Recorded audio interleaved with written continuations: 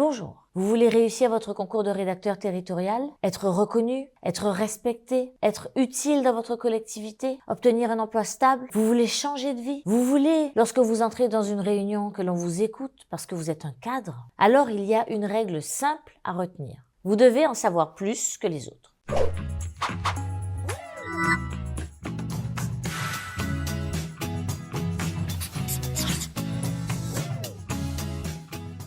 Pas forcément sur les lois, pas forcément sur les politiques publiques, mais vous devez en savoir plus sur ce qu'on attend de vous le jour du concours. Je sais que ça peut ressembler à un discours de coach ou de vendeur, mais ce que je vous dis là, c'est juste la vérité. Parce que si vous ne savez pas ce qu'il faut faire exactement le jour du concours, alors vous n'allez pas faire les choses dans le bon ordre, vous allez commencer au hasard, rédiger sans plan clair, passer 1 heure sur une introduction. Vous allez perdre un temps fou sur des choses simples comme formuler une problématique, faire un plan logique, hiérarchiser les documents, et vous aurez l'impression que vous manquez de temps, alors qu'en réalité, vous manquez de méthode.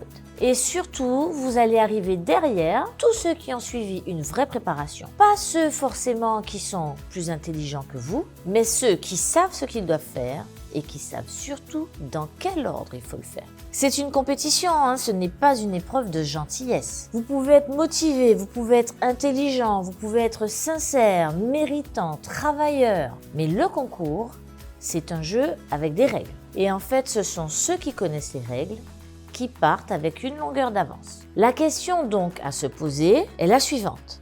Qu'est-ce que vous choisissez? Est-ce que vous continuez à travailler seul, à l'aveugle, en espérant le jour J que ça fonctionne? Ou est-ce que vous décidez maintenant de vous faire accompagner grâce à une méthode qui a déjà permis à des candidats de passer de notes moyennes, voire médiocres, de passer de 8 à 14,5, à 15, à 16? Est-ce que vous décidez de passer de l'échec à l'admissibilité, du stress à la maîtrise? Moi, je n'ai pas de solution miracle, mais j'ai une méthode claire, une méthode structurée, une méthode efficace qui vous dit quoi faire, dans quel ordre et pourquoi. Et surtout ce qu'il faut arrêter de faire pour ne plus perdre de temps et ne plus perdre de points. C'est exactement ce que je vous propose dans mon webinaire gratuit, pas un truc marketing, une vraie formation où je vous explique les erreurs qui vous coûtent des points, les étapes que vous devez suivre pour construire une bonne copie.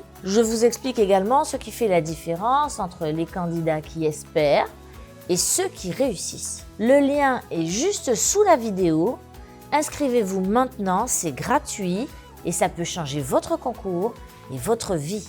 Parce que oui, ce n'est pas celui qui travaille le plus qui réussit, c'est celui qui sait ce qu'il fait. Et ce que vous faites maintenant, ça peut faire toute la différence. Alors n'hésitez plus, le lien est juste sous la vidéo. Inscrivez-vous dès maintenant, c'est gratuit, ça peut changer votre concours, ça peut même changer votre vie. Alors à bientôt, c'était Kina Chenard, fondatrice de la méthode Coucou je bosse pour réussir la note de synthèse et décrocher l'admissibilité.